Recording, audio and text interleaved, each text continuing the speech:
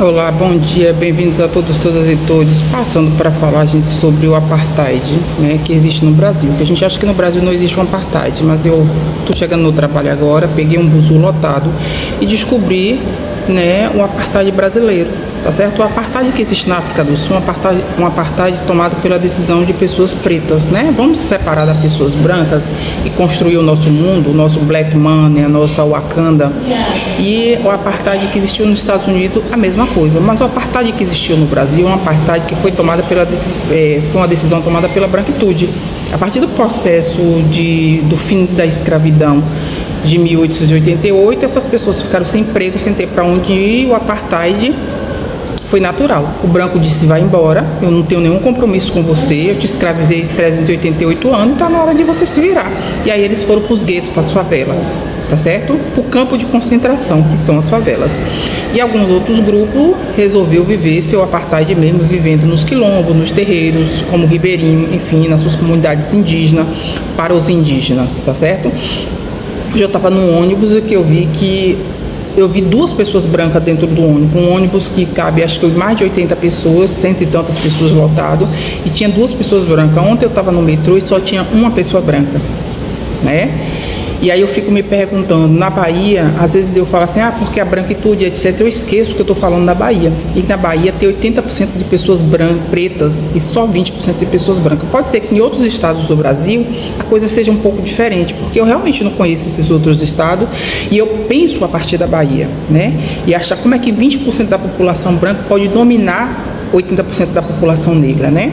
Nos corpos políticos, nas políticas partidárias, nas políticas institucionais, nos o grande empresariado, no trabalho. Então, o apartheid do Brasil é um apartheid forçosamente pela branquitude, que significa dizer que todas as pessoas negras ficaram na favela forçosamente em lugares separados, né? Essa separação foi feita por pessoas brancas, enquanto que hoje as pessoas saem dos seus guetos, saem da sua favela, saem dos seus apartheid para vir trabalhar para a branquitude no centro. Então, quando você vai para o centro, você pega seu buzu, você vem trabalhar para a branquitude que te explora, mais de 8 horas por dia, que te humilha, a branquitude que vai para a Europa com o dinheiro que você trabalhou o ano todo, enquanto que você é assalariado.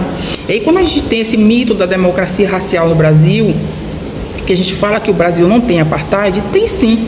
Apartheid quer dizer separação entre brancos e negros, né? Na Bahia, os brancos moram nos alfaviles da vida, nos liparques da vida, que são os lugares nobres onde a branquitude existe. E 80% da população negra que fica no apartheid, que fica na favela, que fica na periferia, que fica fora da zona que é o centro, vem trabalhar para essa branquitude privilegiada.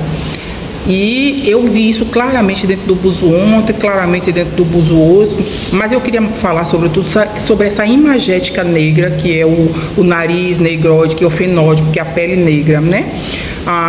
Um dos meus seguidores aqui nas redes sociais falou para mim do pobre prêmio, que Salvador tem pobre prêmio. Quais são os pobres prêmios de Salvador? Ele dizia assim, quem mora nos bairros são as pessoas pardas, que comprou um apartamento em 30 anos e comprou um carro na garagem, e botou um carro na garagem. E essa população parda que pertence ao grupo de negro, porque o grupo negro ele é composto por pretos e pardos, tá certo? Só que essa população parda que não se vê negra, que não se lê negra, só se lê negra na hora do benefício da faculdade, do sistema de cotas.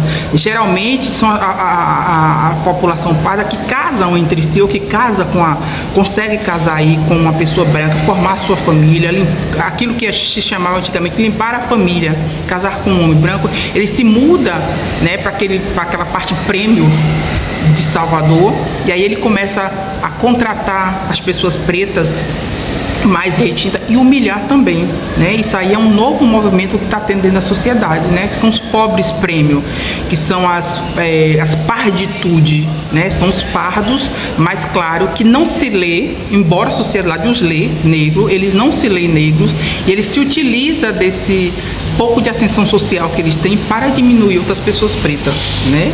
E aí esse meu seguidor chamou de pobre prêmio, que são os bairros de Salvador, que é Rio Vermelho, que é Cabula, que é Itapuã, que são bairros que não são ricos, realmente não são as pessoas ricas, são as pessoas que ganham 10, 15 mil reais, são pessoas pobres, prêmio, tá certo? Que começa a achar que enriquecer, começa a ter o mesmo segmento da branquitude, né? Ter as mesmas atitudes da branquitude. Eu posso até não ir para Paris, ir para a Europa, mas eu começo a humilhar a população negra, né? Eu começo a agir com o mesmo processo da branquitude. Então tenha cuidado se você é um pobre prêmio, se leia, né? Vá buscar livro, vá estudar sobre o aspecto histórico do país, se entender, se ler como uma pessoa parda, tá certo? E não começar a praticar as injustiças sociais que a branquitude praticaram nesse país por mais de 500 anos. Primeiro com a escravidão e depois pós-escravidão com o trabalho forçado, através do CLT, né? Enricando e usando a mão de obra de pessoas pretas para isso. Então cuidado com esse movimento de pobre prêmio, de parditude, né? Os pardos começando a humilhar os negros retintos e dizendo que o Brasil não tem apartheid. Gente, bom dia, hoje é sobre isso.